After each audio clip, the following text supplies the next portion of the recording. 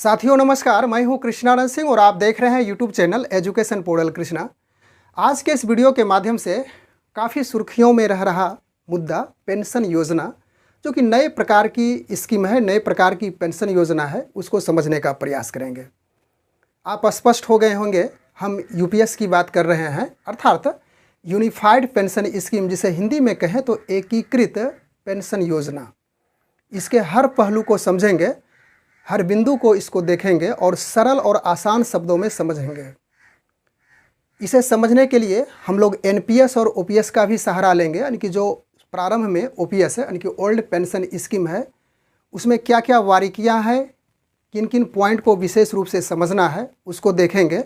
उसके बाद एनपीएस जो नेशनल पेंशन स्कीम है बीच में, जिसे न्यू पेंशन स्कीम भी कह सकते हैं, उसके हर बारीकियों को भी समझेंगे। इसके बाद आप स्पष्ट हो जाएंगे कि किस प्रकार की जो पेंशन योजना है वह ज़्यादा बेनिफिशियल है, यानी कि जो लाभप्रद है। हालांकि एनपीएस और यूपीएस में दोनों में आपको विभिन्नताएं देखनी है, किस में ज़्यादा बेनिफिट्स है। ओपीएस की तो चर्चा कर ही नहीं सकते हैं, क्योंकि ओपीएस फिलहाल देने की कोई बात नहीं हो रही है, इसलिए सिर्फ उसके बेनिफिट्स को देखेंगे। उसके बाद एनपीएस और यूपीएस में जो बेनिफिट्स है, उसके बाद क्या क्या ओपीएस से उसमें लॉस हो रहा है यहाँ पे, उसको भी आप समझ सकते हैं। पिछले दिन मोदी कैबिनेट ने सरकारी कर्मचारियों के लिए नई पेंशन स्कीम यूपीएस, यानी कि यूनिफाइड पेंशन स्कीम है, जिसे हिंदी में हम लोग इसकी चर्चा कर भी चुके हैं, एकीकृत पेंशन योजना की मंजूरी 24/8/2024 को दी गई है। एकीकृत को हम लोग समझें। एकीकृत कहने का अर्थ हो गया कि सभी मिलाकर के एक में बांधना, यानी कि अलग अलग पार्ट्स को एक में पिरोना, एक जगह करना, उसी को एकीकृत कहा जाता है। तो इस यूनिफाइड पेंशन स्कीम में किस प्रकार से एकीकृत किया गया है, किस प्रकार से बांधा गया है, जो पेंशन भोगी है उसका लाभ हम लोग आगे चल करके देखेंगे। इसकी जो खास बातें क्या है, उसे हम लोग सबसे पहले समझने के लिए ओपीएस और एनपीएस पर दृष्टिपात करेंगे, उसके बाद स्पष्टता हो जाएगी। आपसे एक गुजारिश है कि वीडियो यदि पसंद आए, आप लोग सिर्फ वीडियो देख लेते हैं, सिर्फ एक लाइक देने से हमारा हौसला बुलंदियों पे जाता है। उसके बाद अगला वीडियो बनाने की हमें जो प्रोत्साहन होती है, जो प्रेरणा होती है, आपसे ही प्राप्त होती है। तो यदि वीडियो पसंद आए तो ज़रूर उसे लाइक करेंगे और दोस्तों तक यदि आपकी इच्छा हो तो पहुंचाने का भी प्रयास करेंगे। और चैनल पर पहली बार है तो इस प्रकार की जो खबरें हैं वह सरल और सटीक शब्दों में समझाने का मैं जो प्रयास कर रहा हूं, तो उस वजह से आप यदि चैनल से जुड़ना चाहते हो, आपकी इच्छा है तो जुड़ सकते हैं। तो ज़रूर मैं प्रयास करूंगा, आपसे रिक्वेस्ट करूंगा कि ज़रूर चैनल भी सब्सक्राइब कर लेंगे। तो चलिए, हम लोग अधिक समय नहीं गवाएंगे। तो पिछले दिन जो कैबिनेट की बैठक हुई, उसमें से जो केंद्रीय सूचना एवं प्रसार मंत्री अश्विनी वैष्णव थे, उन्होंने शनिवार की शाम को प्रेस कॉन्फ्रेंस करके यूपीएस, यानी कि यूनिफाइड पेंशन स्कीम जो है उसका जो हर पहलू है, हर बिंदु को उन्होंने हम लोगों तक पहुंचाने का प्रयास किया। और मेरा माध्यम फिर आप तक पहुंचाने का प्रयास है, जहां तक सरल होने का है। तो चलिए हम लोग प्रारंभ करते हैं आगे की बातें। तो यहाँ पे बोर्ड पे स्पष्ट रूप से आप देख पा रहे होंगे कि यह पुरानी पेंशन योजना, यानी कि ओपीएस की जो महत्वपूर्ण बातें हैं उसको मैंने नोट करके रखा है। आप चाहें तो इसका स्क्रीनशॉट भी लेकर के रख सकते हैं और उसको भविष्य में सुरक्षित रखेंगे तो आपको इसे सरलता रूप से तीनों में जो कंपैरिजन है, तीनों में जो विशेषताएं हैं, वह आपको देखने को मिल जाएगी। उसके बाद नई पेंशन योजना एनपीएस है, इसकी जो बारीकियां हैं यहाँ पे नोट की गई है। उसके बाद एकीकृत पेंशन योजना यूपीएस, यानी कि यूनिफाइड पेंशन स्कीम, उनके यहाँ पे बारीकियों को लिखा गया है। तो सबसे पहले हम लोग बात कर लें कि पुरानी पेंशन योजना ओपीएस है, उसमें क्या क्या बातें हैं। हम लोग सभी इस बात से अवगत हैं, इसकी जानकारी हम लोग पहले से है, लेकिन होता क्या है कि अधिक दिनों के बाद वह स्मरण से दूर चला जाता है, फिर उसे देखने के बाद सारी बातें तरोताज़ा हो जाती है। और मैंने ऐसा ही प्रयास किया और शायद ही इस प्रकार का जो पुरानी पेंशन योजना, नई पेंशन योजना और एकीकृत पेंशन योजना आपको कहीं देखने को मिले। आपको काफ़ी मशक्क़त करनी पड़ेगी इसको एक जगह करने में, काफ़ी इसमें मेहनत की आवश्यकता होती है। उसके बाद आपके समक्ष बस 10 से 15 मिनट के लिए मैं आता हूं और इस वीडियो बनाने के लिए लगभग 2 से 3 घंटे लग जाता है एक वीडियो में। छोड़िए उन सभी बातों को, मैं मुद्दे की बात करता हूँ। तो पुरानी पेंशन योजना जो कि ओपीएस के रूप में है, इसमें जो बारीकियाँ है उसको हम लोग एक एक करके समझें। तो पेंशन के लिए वेतन से कटौती नहीं होती है। जो कर्मचारी कार्यरत हैं, जितनी उनकी सैलरी मिलती है उस अनुसार से वेतन की कटौती होकर के आप रिटायर जब होंगे, सेवानिवृत्त होंगे, तो वहाँ पे वही जो आपकी कटौती हुई उसके बाद सरकार अंशदान करती है, उसके अनुसार से आपको पेंशन दिया जाता है। तो इसमें जो पुरानी पेंशन स्कीम है उसमें वेतन से कोई आपकी एक भी राशि, एक भी रुपया कटौती नहीं होती है। सरकार स्वतः अंशदान देती है और वही आपको पेंशन के रूप में प्राप्त होता है।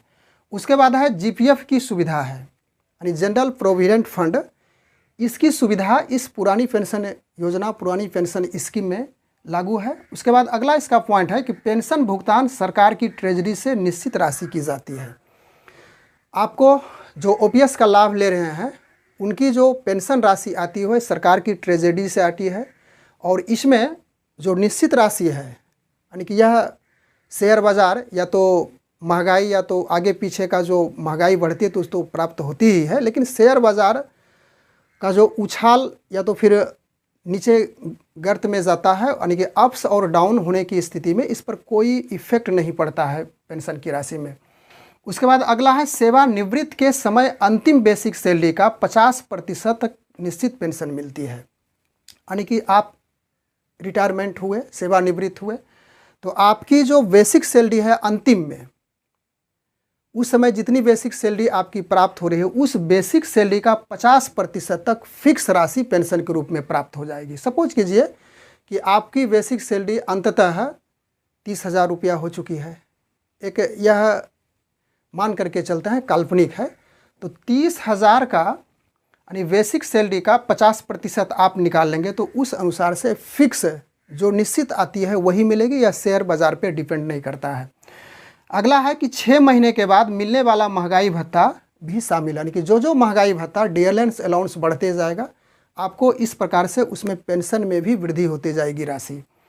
अगला है कि सेवानिवृत्त के बाद 20 लाख तक का ग्रेजुएटी भी मिलती है। ओपीएस की बात कर रहे हैं। इसमें जब आप रिटायरमेंट होंगे, सेवानिवृत्त होंगे, तो 20 लाख रुपया ग्रेजुएटी आपको मिलती है। अगला है कि टैक्स नहीं करता है। पेंशन में आप जो भी राशि प्राप्त कर रहे हैं वह टैक्स, यानी कि जो इनकम टैक्स होता है वह नहीं काटा जाता है, यानी कि इनकम टैक्स से ओपीएस वाले पेंशन भोगियों को फ्री रखा गया है। अगला है कि सेवानिवृत्त के समय जीपीएफ से कोई निवेश नहीं करना, यानी जीपीएफ में सेवानिवृत्त होंगे तो जीपीएफ में आपको कोई निवेश नहीं करना पड़ता है।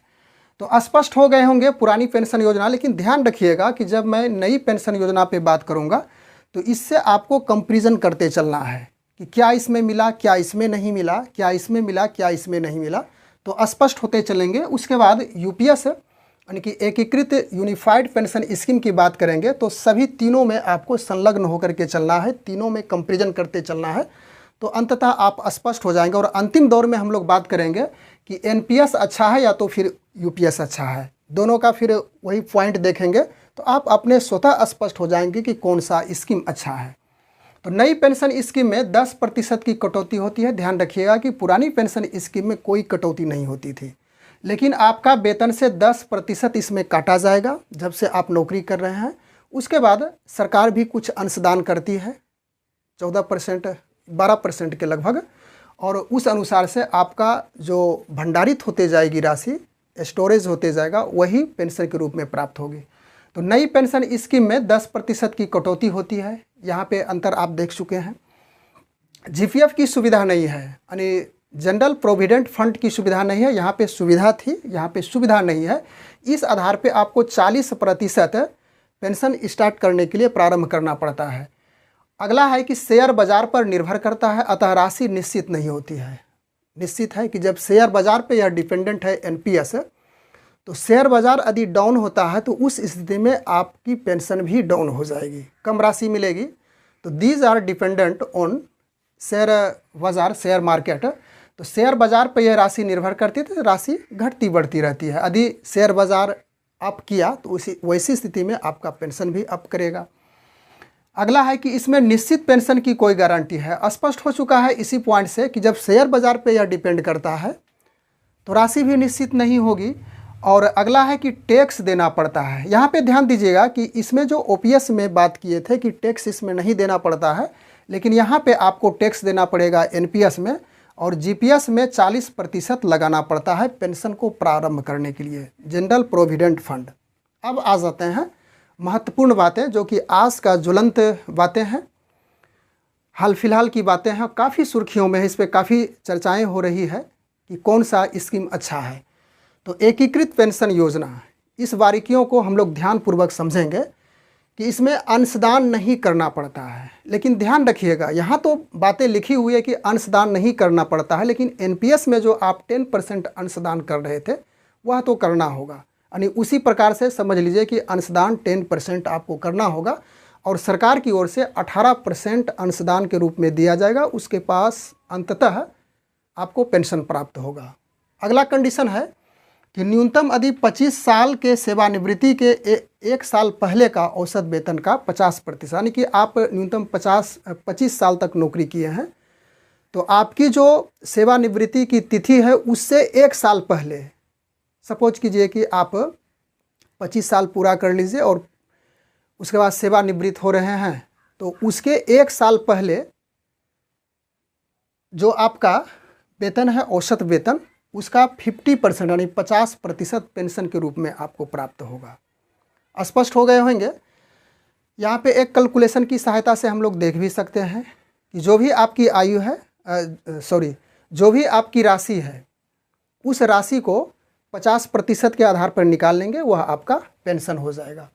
उसके बाद अगला है मौत के बाद, यानी कि किसी की आकस्मिक मृत्यु हो गई, कोई दुर्घटना हो गई, दुर्घटनाग्रस्त हो गए, तो वैसी स्थिति में मिलने वाली पेंशन का 60%, यानी कि जो पेंशन आपका प्राप्त हो रहा है, जो मूल पेंशन प्राप्त कर रहे हैं, तो उस पेंशन का 60%, सपोज कीजिए कि आपको 30,000 पेंशन मिल रहा है तो 30,000 का 60% आप निकाल लेंगे तो वह राशि परिवार को मिलेगा, यानी उसके स्वजन, उसके नज़दीकी आदमी को राशि प्राप्त होती रहेगी। अगला है कि 10 साल के बाद पेंशन 10,000 रुपया, यानी कि 10 साल ही आपने नौकरी किया तो उस स्थिति में पेंशन आपका 10,000 रुपया मिलेगा।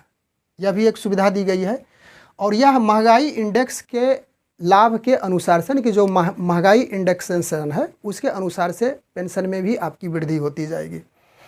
अगला पॉइंट इसका है कि सेवानिवृत्ति पर ग्रेजुएटी भी मिलेगी। सेवानिवृत्ति होने के बाद ग्रेजुएटी मिलेगी। अभी इसका क्लियरेंस नहीं है कि किस आधार पे कितनी मिलेगी। हम लोग ओपीएस में देखें कि सेवानिवृत्ति के बाद जो मिलने वाली ग्रेजुएटी है वह 20 लाख के इर्द गिर्द थी, लेकिन यहाँ पे निर्धारित नहीं किया गया है। जो इस पर बातें होगी, इस पर और भी कार्य होंगे तो इसमें और भी कुछ परिवर्तन होने की ऐसा मेरा अनुमान है, हो सकता है। तो उस अनुसार से सारी बातें स्पष्ट हो जाएगी, सारी बातें क्लियर हो जाएगी कि सेवानिवृत्ति पर ग्रेजुएटी मिलेगी और उसके बाद हर 6 महीने की सेवा के बदले मासिक वेतन, यानी कि वेतन प्लस डीए का 10वां हिस्सा जुड़कर रिटायरमेंट पर आपको मिलेगा। यह भी काफ़ी महत्वपूर्ण बात है कि हर 6 महीने की सेवा के बदले मासिक वेतन और डीए, यानी कि डियरलेंस अलाउंस, वेतन प्लस महंगाई भत्ता का 10%, यानी कि 10वां हिस्सा, 10% ना इसको कहें, 10वां हिस्सा, यानी कि 1/10 इसको लेकर के चलेंगे तो वह रिटायरमेंट के बाद आपको मिलेगा।